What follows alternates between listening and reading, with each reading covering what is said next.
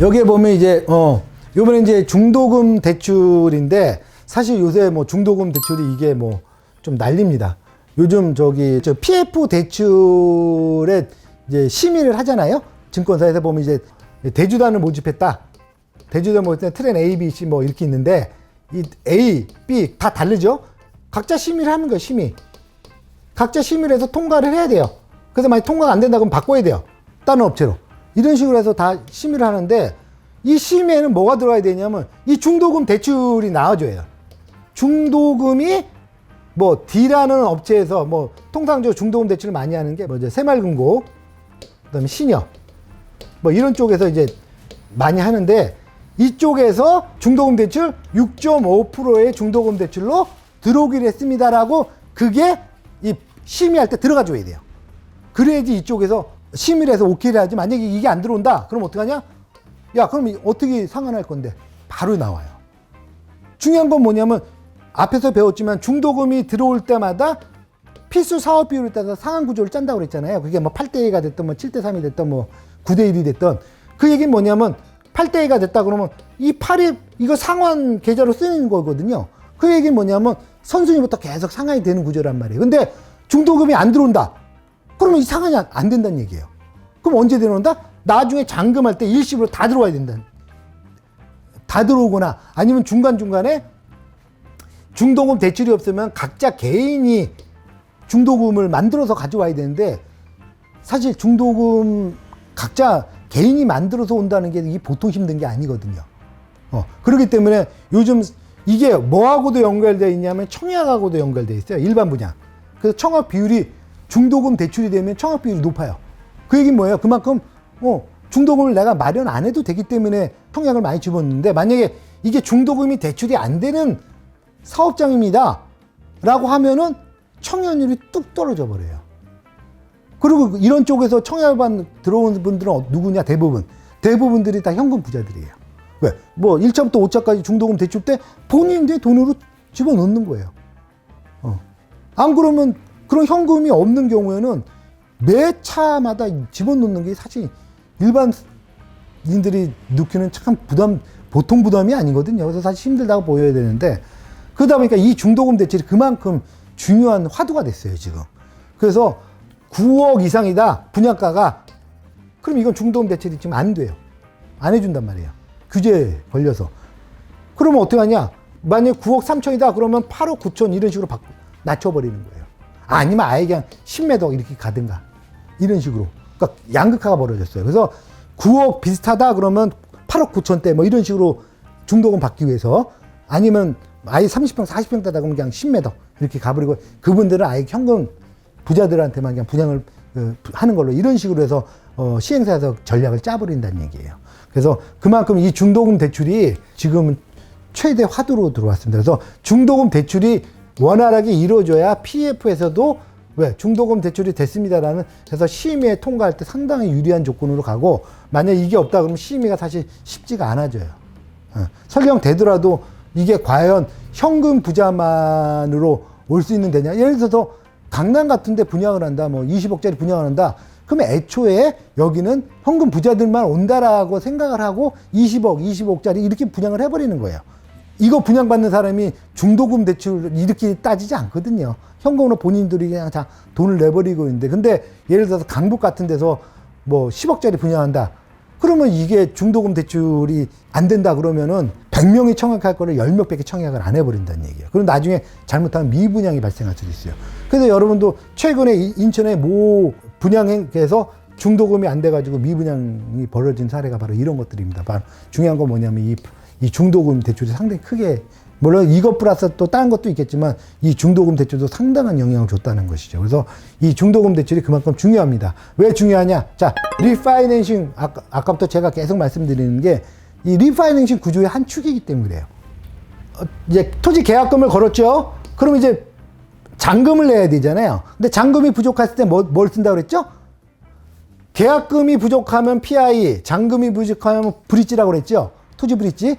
그럼 토지 브릿지는 뭐가 끈다고 그랬죠? 바로 본 PF가 들어오면서 꺼주는 구조예요. 이게 바로 리파이낸싱이에요. 그러면 본 PF는 뭐가 꺼주냐? 바로 중도금 대출이 들어와서 꺼주는 거예요. 쉽게 말해서 뭐냐면 서로 대출이 명목이 달라서 계속 순환이 되면서 앞당 거를 계속 상환해주는 그런 구조로 가주는 거예요. 그러면 중도금 대출은 뭐냐? 나중에 잔금 대출이 꺼주는 것이고요. 통상적으로 이제 입주할 때 이제 잔금을 내잖아요.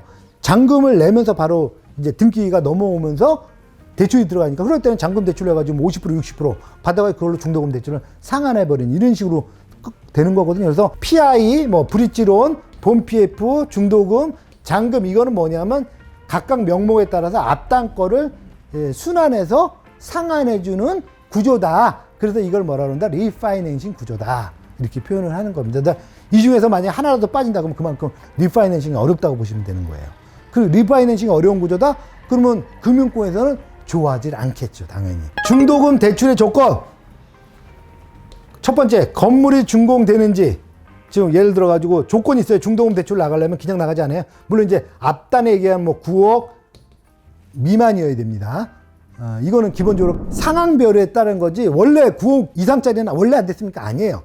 그 예전에는 9억 뭐 10억 얼마든지 됐는데 이제 부동산 규제를 가하다 특히 대출 규제를 가하다 보니까는 이제 9억이라 딱 중도금을 끊어버린 것이고 이건 이제 시기별 상황별의 어떤 조건인 것이고 이 원래 일반적인 조건은 뭐냐?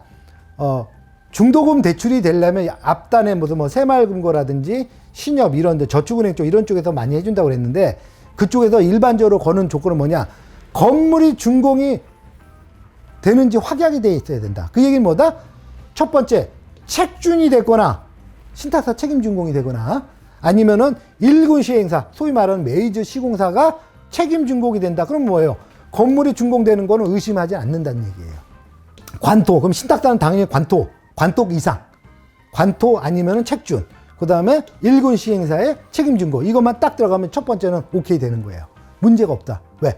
이것이 완공되는 데는 지장이 없다. 이렇게 인정을 해버린 거죠. 그 다음에 시공사가 연대 보증을 해줘야 된다. 물론 이제 뭐 일군 시행사에서는 안 해요. 그렇게까지는 안 합니다. 브랜드 자체가 보증이기 때문에 그거를 안 따지는데 어쨌든 그거보다 좀 약하다. 그 뭐 예를 들어 가지고 뭐 트리플 B다, 트리플 B 플러스다 이럴 경우에는 시공사의 연대 보증까지도 요구를 하는 케이스들이 많고요. 그러니까 책임 준공도 해주고 연대 보증도 해주고 더블로 해줘야 돼요. 그다음에 주택인 경우에는 주택보증공사의 보증서가 당연히 발급돼야 되죠. 왜? 이거는 당연히 발급이 돼야 돼요. 이게 나중에 준공이 안 될 경우에는 그거에 대해 보증을 다 책임져주는 구조이기 때문에 당연히 해줘야 되고요. 그래서 A, B, C 당연한 거고요. 그다음에 네 번째, 사업이 중단되는 경우에 수분양자들의 계약금과 중도금이 1순위로 잡혀줘야 돼. 이거는 뭐냐면 주택 보증을 할 때 이렇게 잡아버립니다. 원래는 어떻게 되냐? 사업이 정상적으로 가게 되면 대주단이 1순위예요, 원래. 근데 이게 스톱이 돼버리면 순위가 바뀌어버립니다. 그래서 어떻게 된다? 수분양자들을 보호하기 위해서 이것이 바로 1순위로 올라가고 대주단이 2순위로 빠져버려요. 원래는 대주단이 1순위였어요. 그런데 딱 멈추게 되면 주택 보증에서 딱 나와가지고 순위를 바꿔버리는 거예요. 그래서 이 수분양자들을 보호하는 정책이다. 이렇게 보시면 되고요. 마지막으로 경매 공매 시에는 최우선 변제권을 적용한다. 이게 무슨 소리냐면 평상시에는 대주단이 1순위지만은 사업이 중단되거나 뭐 경매, 공매를 했을 경우에는 바로 이 수분양자들을 보호하기 위한 하나의 뭐라 그럴까 이 특별 대책이에요. 그래가지고 이쪽에서 1순위로 해주고 당연히 이것이 경매에서 경매 공매가 됐다는 얘기는 뭐냐면 낙찰이 됐다는 얘기잖아요. 그 낙찰 대금에서 당연히 최우선순위 변제권으로 적용을 한다라고 이렇게 보시면 됩니다. 그래서 여러분들이 뭐 아주 깊이까지는 아실 필요는 없어요. 다만 뭘 한다?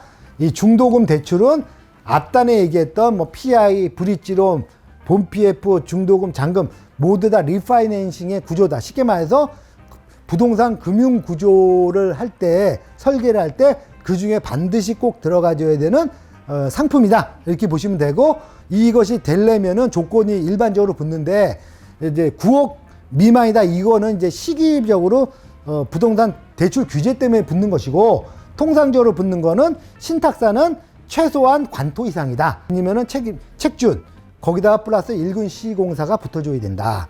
그 다음에 브랜드가 높은 일군 시공사가 아닌 경우에는 분양을 하는 뭐까지 붙는다? 시공사 연대 보증까지 붙는다.